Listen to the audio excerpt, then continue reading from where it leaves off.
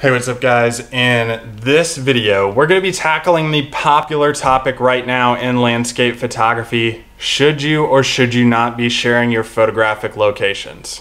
Right after this.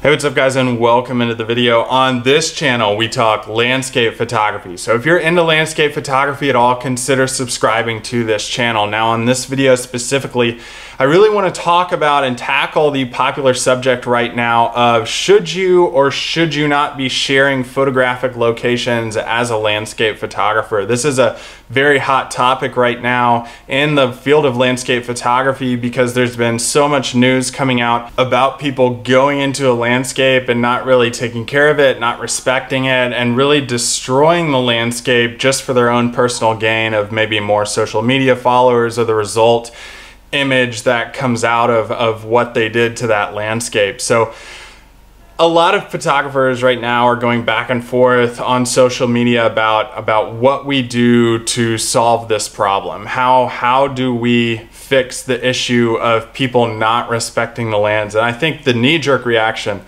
overall and 100% fair, and this can be used in certain situations, is not to share photographic locations at all.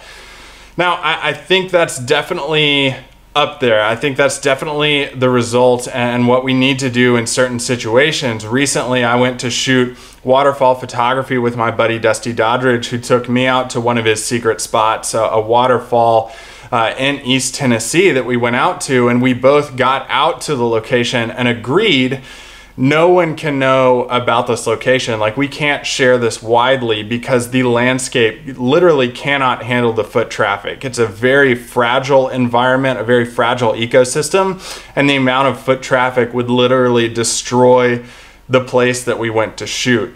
Now, that needs to be done in certain situations for sure. That has to be done to preserve very fragile environments about, flora or fauna that can't handle the amount of boots trampling it over and over and over. These aren't typical grasses. These aren't typical wildflowers that can handle that. These are very fragile environments. So we really need to go into a landscape that many people don't know about. Number one, understanding what these landscapes can handle and what's fragile about them.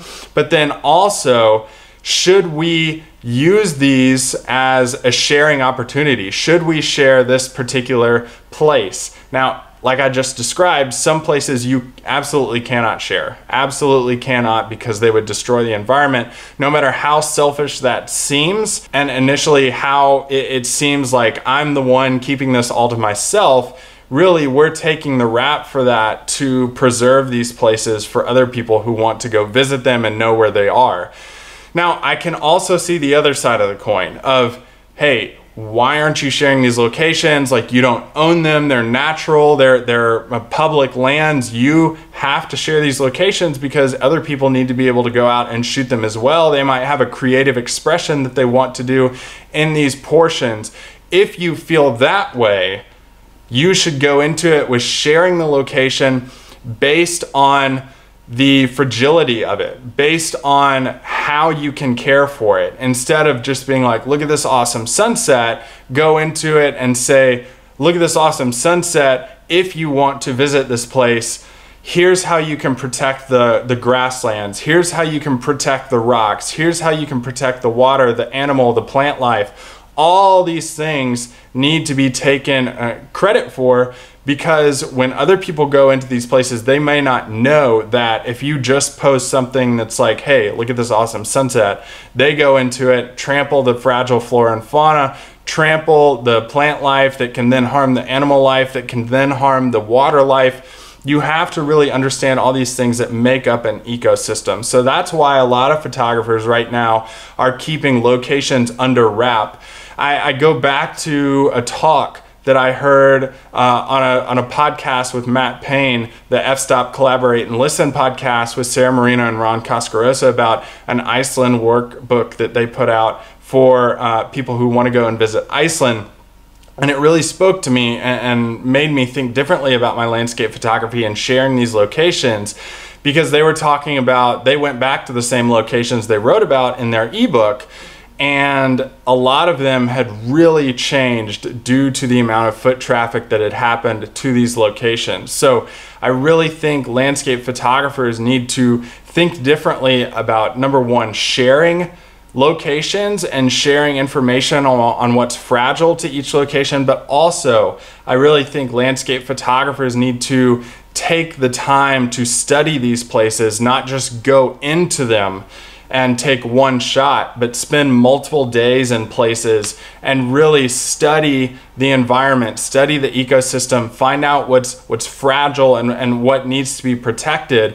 Because once you do that, and once you take more than one photo in a place, like not that booming epic shot that everybody wants to get at the end, but if you take little small shots along the way that actually tell story and give context to the location, then people start to understand the fragility of it, people start to understand what it means to you, and they fall in love with these places themselves when you go into it, and not as a landscape photography mindset of getting that epic shot at the end, go into it with a documentation mindset of documenting the entire landscape for its place and tell the story behind the place. Then people will start caring, then people will start knowing why these lands are fragile, and it's not just like going out in their backyard and shooting, you know, the trees that are growing up out of their grass. Really tell story with a location. Feel like you have to over communicate these locations, over communicate everything you're trying to save about them, and then maybe people will stop tearing these places up. And also, if you feel like a location needs to be protected, don't share that location. That's up to you as a landscape photographer, and that's the location that you're featuring, and that's technically your decision to do so. So in a whole nutshell, to sum this up, if you feel like a location does not need to be trampled and can't handle it, don't share that location. But if you feel like it can, share the location, but also share it in a way that educates other landscape photographers on how they can go into a landscape and care for it, shoot it responsibly, and then also spread the news on how you can do so as well. Hey guys, next time you go into a landscape, be sure to leave no trace, protect the environments that you're going into, and love the environments that you're shooting, because we want to preserve these places for years to come. If you want more videos on landscape photography, be sure to subscribe to this channel, and also continuing watching is always an option too. I'm going to put up a video right now that's best for you as a viewer based on your YouTube search history.